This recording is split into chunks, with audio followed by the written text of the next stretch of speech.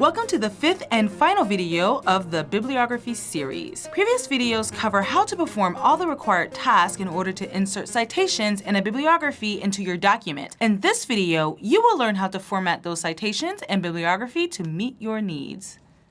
Like any other element in MLL, citations can be formatted in two ways: applying ad hoc attributes or using styles. When you select a format in the Reference Manager before scanning the document, it includes how to format the citations and the bibliography as well.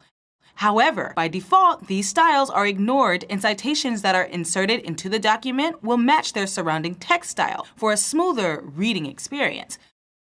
You can format the citations differently if you like.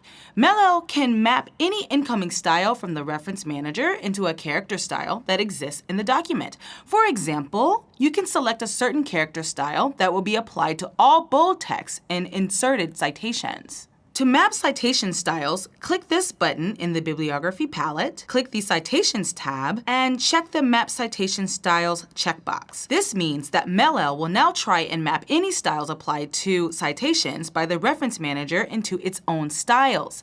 Each line in the table represents a style that is used by the Reference Manager. Use the Use Style and Add Variation pop-up menus to determine what styles MLL will use instead. For example, I will set MLL to replace all plain text with my regular character style with a bold variation. You can see the effect of your changes in the With Mapping window. Click Save to apply your changes, and you are done. You can format the bibliography in a similar fashion. The only difference is that the bibliography does not match the surrounding text style by default. Instead, it uses the styles defined by the Reference Manager according to the format you selected. To format the bibliography differently, click this button in the Bibliography palette and click the Bibliography tab. Now, you have two options. You can use the Paragraph Style and Character Style pop-up menus to select the styles to be used in the bibliography regardless of the Reference Manager styles, or you can map Reference Manager styles just like you did for citations by choosing the style from the Text In column and matching it with the Use Style and Variation options. Again, you can see a preview of the results of your actions in the With Mapping window. Click Save to apply your changes, and you are done. And of course, you can manually format your citations and bibliography by selecting them and applying the required attributes using the Character and Paragraph palettes. For example, I can select the bibliography and change its font size and line spacing.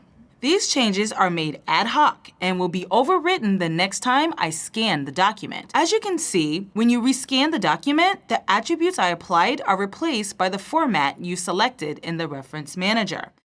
When you're using live bibliography, changes are immediately reverted as the citations and bibliography are updated in real time. Finally, while the bibliography is placed by default at the end of your document, you can move it anywhere for any reason. To move the bibliography, select it, and then cut and paste it in the location of your choice.